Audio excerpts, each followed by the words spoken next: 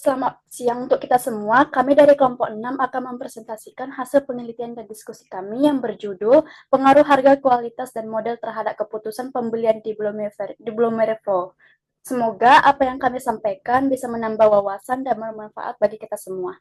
Oke, sebelumnya izinkan kami memperkenalkan diri terlebih dahulu. Di sini ada Nindi, Claudia, Muhammad Faiz, dan juga Filemil. Slide selanjutnya. Baik, untuk slide selanjutnya itu ada pendahuluan. Bloomery Flow merupakan salah satu usaha kreatif yang bergerak di bidang pembuatan buket dan gift, di mana persaingan pasar menuntut pemahaman mendalam mengenai faktor-faktor yang mempengaruhi keputusan pembelian konsumen. Harga, kualitas produk, dan model atau desain buket menjadi variabel kunci yang memiliki pengaruh signifikan terhadap minat pembeli pelanggan. Persepsi harga yang kompetitif dapat meningkatkan daya tarik konsumen dan kualitas produk yang konsisten mampu membangun loyalitas.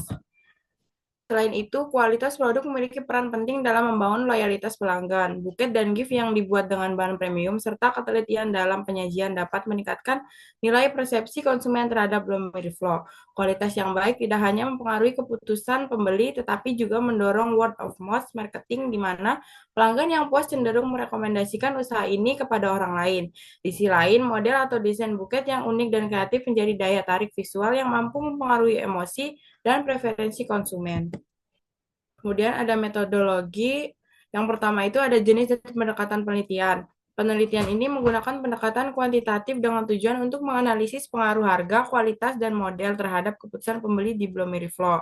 Metode kuantitatif dipilih karena pengukuran variabel secara objektif melalui data numerik sehingga hasil penelitian dapat dianalisis secara statistik untuk menguji hubungan antar variabel. Pendekatan ini juga memberikan hasil yang terukur sehingga berguna dalam pengambilan keputusan bisnis yang berbasis data.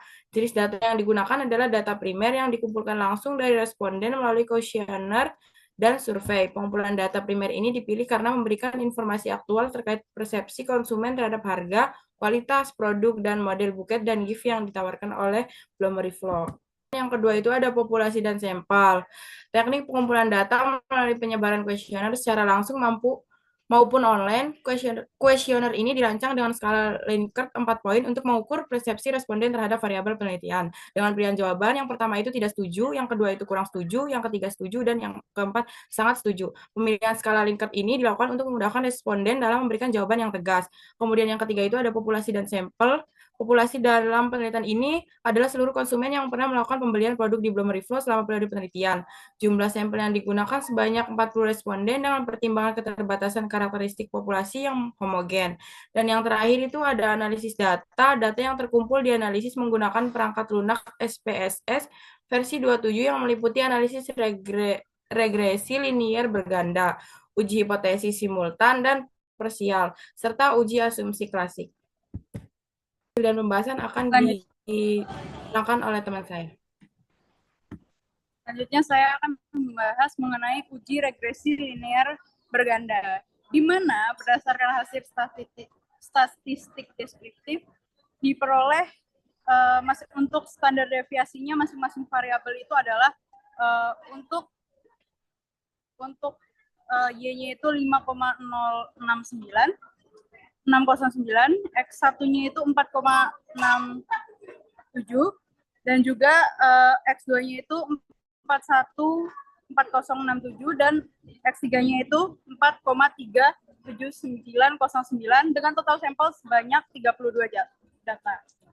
Selanjutnya kita membahas mengenai korelasi, di mana berdasarkan dasar data korelasi pada tabel dan variasi yang telah disesuaikan, X1 adalah harga, X2 adalah kualitas, X3 adalah model, dan Y adalah keputusan pembelian.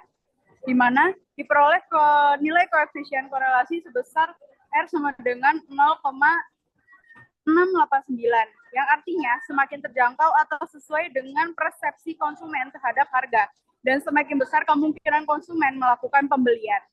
Nah, yang kedua itu adalah kualitas atau X2 dengan keputusan pembelian, di mana diperoleh nilai koefisien korelasi sebesar R sama dengan 0,750, yang artinya semakin tinggi kualitas produk yang ditawarkan, semakin tinggi pula keputusan pembelian oleh konsumen. Selanjutnya yaitu nomor 3, yaitu model X3 atau dengan keputusan pembelian yaitu Y. akan diperoleh nilai koefisien korelasi sebesar R sama dengan 0,871, di mana semakin menarik, artinya semakin menarik dan sesuai tren model produk, semakin tinggi keputusan konsumen untuk membeli. Selanjutnya, berdasarkan tabel yang ada di layar, diketahui bahwa variabel yang dimasukkan dalam model analisis adalah X1 harga, X2 kualitas, dan X3 model. Dan kesimpulannya, ini melihat pengaruh atau hubungan masing-masing variabel terhadap variabel independen, yaitu variabel Y. Slide selanjutnya.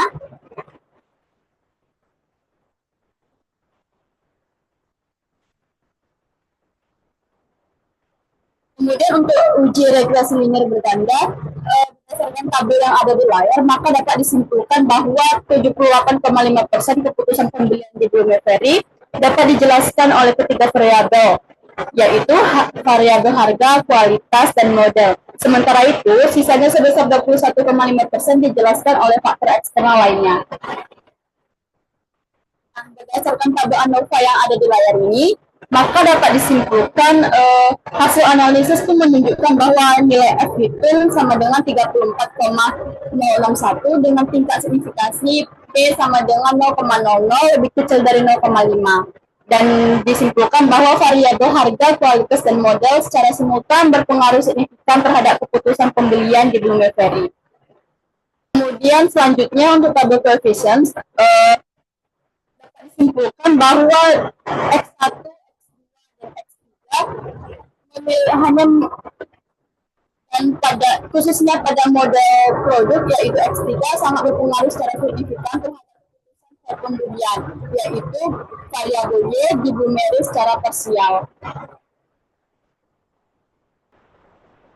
Dan yang berikutnya itu untuk uji normalitas pada deskriptif statistik. Berdasarkan output yang tertera, maka dapat disimpulkan rasio squareness itu menghasilkan min 6,42 dan rasio kurtosis menghasilkan 10,04. Karena nilai rasio squareness dan kurtosisnya berada di rentang min hingga plus 2, maka dapat disimpulkan bahwa distribusi data residual tidak normal. Selanjutnya saya akan menjelaskan tentang uji autokorelasi. Jadi berdasarkan tabel tersebut, diketahui nilai Durbin Watson sebesar sudutnya 569. Menurut kriteria Durbin Watson tidak disimpulkan secara pasti apakah ada autokorelasi. Dengan kata lain, daerah ini merupakan daerah yang tidak pasti atau inkonklusif. Selanjutnya, uji multikolineritas. Diketahui bahwa harga sebesar 5.279, kualitas sebesar 4.777, model sebesar 3.355, sehingga dapat disimpulkan bahwa model regresi tidak mengalami masalah multikolineritas. Selanjutnya, untuk correlations dapat disimpulkan bahwa seluruh pasangan variabel bebas memiliki nilai signifikan yang lebih kecil dari 0,05. Hal ini mengindikasikan bahwa terdapat korelasi yang signifikan di antara variabel-variabel bebas tersebut, sehingga terdapat indikasi gejala multikolineritas yang perlu diperhatikan dalam model regresi. Secara skedasitas berdasarkan tabel koefisiennya, yang signifikansi dari variabel-variabel penjelas adalah untuk harga 0,156, untuk kualitas 0,398, dan model 0,464. Hal ini mengindikasikan bahwa tidak terdapat pengaruh signifikan secara statistik dari variabel-variabel tersebut, sehingga dapat disimpulkan bahwa model regresi ini tidak mengalami masalah heteroskedastisitas. Selanjutnya, ketiga variabel independen berpengaruh signifikan terhadap keputusan pembelian yang ditunjukkan oleh nilai signifikansi kecil dari 0,05 pada nilai GF dan nilai RS sebesar 78,5% yang menunjukkan besarnya pengaruh variabel X terhadap Y. Selanjutnya, ketiga variabel independen berpengaruh signifikan terhadap keputusan pembelian. Ini caranya. Yang pertama, fokus pada pengembangan desain dan model produk karena model terbukti menjadi faktor paling dominan dalam mempengaruhi keputusan pembelian. Kedua, evaluasi strategi harga meskipun tidak signifikan secara statistik. Harga tetap memiliki korelasi yang cukup tinggi terhadap keputusan pembelian. Yang terakhir, peningkatan kualitas data diperlukan karena kualitas juga memiliki hubungan kuat dengan keputusan pembelian. Demikian presentasi dari kelompok kami. Kami mohon maaf apabila ada kekurangan dalam penyampaian. Terima kasih atas perhatian dan kesempatan.